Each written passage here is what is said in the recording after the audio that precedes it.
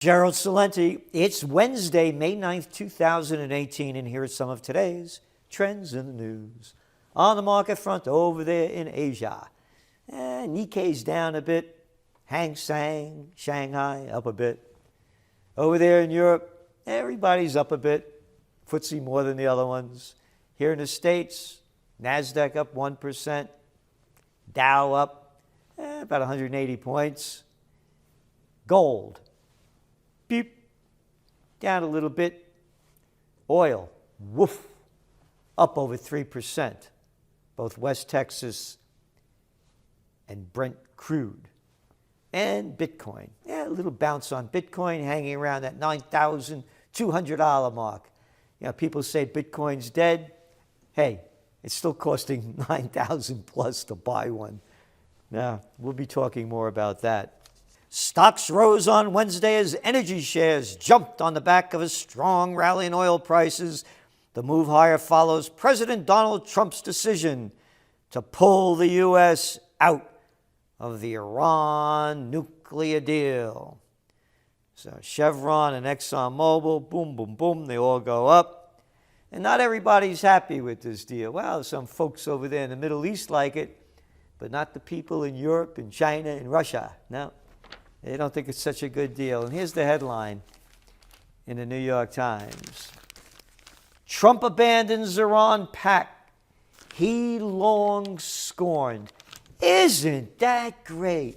Oh, he long scorned it. So he decides for all the rest of us in the democracy of the United States. Oh, we are a little slave boys and slave girls. Oh, yeah, and that's not racist. It's black and white and all colors. Yeah, what a bunch of crap that we got this presidential reality show clown. I scorned it, so I decided it. And guess what, folks? The mainstream media, here, take a look. This story is out of the news today. Hey, did you hear about Stormy Daniels? Oh, you know that guy Cohen? Yeah. That's the garbage that they're spewing out. And that's why you subscribe to the Trends Journal. And if you want to know more of Trump abandons Iran pact he long scorned and what it means, the only place you're going to find it in detail is in your Trend Alert. Trend Alert. Trump's war will crash markets. And much, much more. This is just the beginning. Already, it's been reported that an hour after Trump made that speech, Israel fired missiles into Syria, hit an Iranian base, and killed over 15 of them, according to the reports. This thing is building. Your Trend Alert puts it into perspective on what to consider watching, what to consider doing, and what to consider avoiding as this crisis worsens, again, totally out of the news. USA Today, CNN, all cartoon garbage. So moving on here, gold. Well, gold again is the ultimate safe haven, but what's going on? Those oil prices, you know what they're going to do? They're going to raise inflation. Dollar's getting stronger. That's right. Dollar's getting stronger. All those emerging market currencies that we've been warning you about that were going to go down as the dollar went up, it's happening now big time. And you got the news right here. Argentine slides towards crisis, forcing Macri to call on the IMF. The IMF, the International Mafia Federation. Hey, you think those austerity measures that Macri threw on you, you think they're tough? Well, you got to live by the austerity measures of the International Mafia Federation. We're going to steal all your money. We got to give it to the guys that lost it, and you'll pay for it. We'll cut your benefits, your pensions, and we increase your retirement age to after you die. Argentina is seeking IMF aid after a series of drastic interest rate rises failed to stop the slide of the peso. Macri, the reform-minded president, announced the approach in a televised address. Reform-minded? Could anybody say deform-minded? That's how the media, the business media, keeps this big scam going. They call scamsters that are members of the mafia, the Banksters Association, reform-minded. This thing's serious over there. The talks took place as the peso plunged more than 5% to a record low to the dollar, taking its decline in the past 8 trading days to 12%, in spite of the central bank spending $5 billion in reserves and raising interest rates to 40%. Yep. So, again, putting it all together, the dollar's getting stronger. The emerging markets are deep in debt, depending on whose numbers you're looking at, between $6 and $10 trillion. As restrictions keep going on and sanctions pile on to Iran, less oil is going to be going out into the market. Will it be made up with the overproduction, or the increasing production, I should say, that's hitting now almost 11 million barrels a day in the United States, outproducing Saudi Arabia and just behind number one, Russia, make up for that oil that Iran won't be selling? Temporarily, yes. But we still see the possibility of oil prices going up where the clown prince over there in Saudi Arabia wants them to, his first level of $80 a barrel. There's going to be more conflicts, more war, and an impact on equity markets and inflation. So as inflation goes up, the Fed over here raises interest rates more. All those emerging markets start falling down as their currency, whether it's the Indian rupee,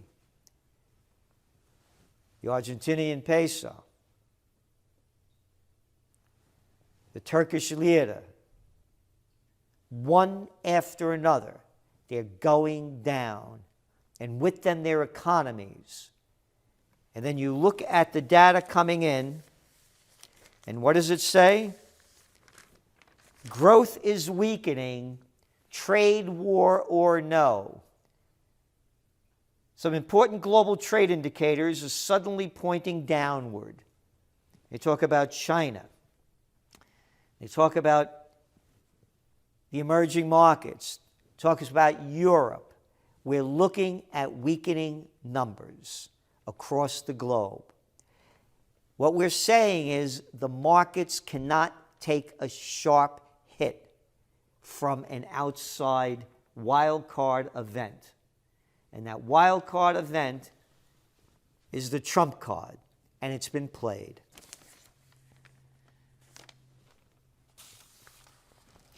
And what else do we have here? Vodafone and Liberty in £18 billion deal. Yep, another day, another merger and acquisition, companies getting bigger. That's why wages aren't going up. Everything is controlled by the plantation owners that the prostitutes like to call multinationals. Big banks thump their small rivals. That's right. Everybody's getting bigger. What is this, from the World Socialist Organization? Oh, no, the Wall Street Journal. It's a good time to be a mega bank. Yep, good time to be a mega plantation owner. In many businesses, the largest global banks, such as JP Morgan Chase and Bank of America, are getting bigger, while others are struggling to keep pace. The latest example, the volatility-induced surge in first quarter stock trading revenue that smaller U.S. investment banks almost universally missed out. Everything is going to the top. We've been getting a lot of questions about Bitcoin. Where's it going? It's not going anywhere. It's going to be around, as well as many of the other cryptocurrencies. You see the trends over the last few days. Yes, governments are going to try to regulate them, but they're also getting into them. Again, the world is going cashless. One of your top trends, if you remember. Going cashless. Goldman, and of course this is a few days old, will open trade unit for Bitcoin. Bitcoin trades on Wall Street. The parent company of the New York Stock Exchange has been working on an online trading platform that would allow large investors to buy and hold Bitcoin. Now, when did the markets go down with this? Again, we said the when the futures exchanges allowed Bitcoin to be traded. So the bet was this, because most people in the crypto world know nothing about futures trading. They're millennial generations, a lot of them. I began futures trading in 1978, and I got burned by it. But I made money by it too. Naked shorts. No, not those kind of shorts. Don't report me to Me Too. Naked shorts of the market, meaning that they're betting that the price is going to go down. So you had more people betting the price was going to go down than to go up. So that's what happened with it. We don't see it going away. It's going to be here for a long time now that the institutions are getting involved in it. Kim goes to China for second Xi meeting. North Korean leader seeks to reassure Beijing of summit with Trump. Put this into perspective. Trump's taking all the credit. China's right next to North Korea, Russia's right on top of it. Xi has a lot of say in this. And during the meeting, Mr. Kim indicated he would pursue denuclearization in return for security assurances. As long as relevant parties eliminate the hostile policy and security threats against North Korea does not need to have nuclear weapons, and denuclearization is achievable, Mr. Kim was quoted by the Chinese news agency. But he's asking for assurances from China that this happens. And speaking of the lovely words of war, UN finds Afghan attack hit children the hardest. They're only Afghan children. Only 70 people died in this last attack, and most of them were women and children. U.S. report points to setbacks in Afghanistan. Setbacks in Afghanistan? Hey guys, all you people that love the military and says you're going to win, you've been at it for 17 years and they just said you're going backwards. And what did it cost so far? The U.S. has invested, not the U.S. has invested, we the stupid little people of Slavelandia, they stole our money, gave it to their military-industrial contractor friends for the total of $126 billion in various types of reconstruction and relief aid to Afghanistan since 2002. And the U.S. has spent more than $78 billion trying to build up the country's army and police force. Another failure a government in name only in Afghanistan, a city on the brink. It's either guns or butter.